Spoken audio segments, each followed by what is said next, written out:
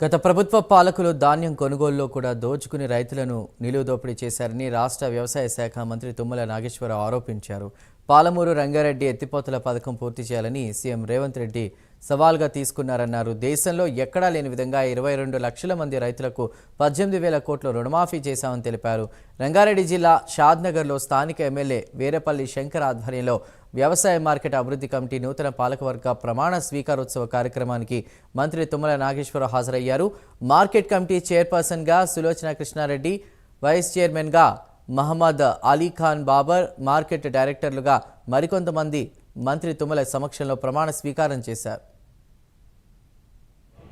మొన్న April May నెలలో మీ ఖాతాలో జమ చేశాం.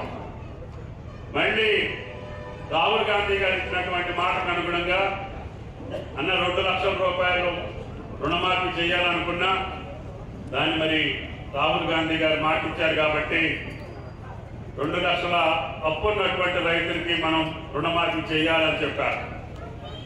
తప్పకుండా చేద్దామని చెప్పి దానికి ప్రణాళిక వేసుకున్నాం.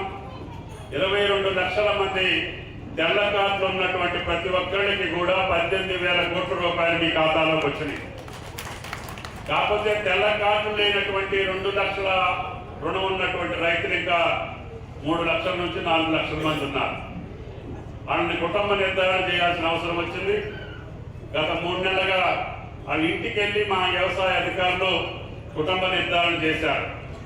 సుమారు 3 లక్షల పైసలకు మాకు అందుబాటులోకి వచ్చినాయి.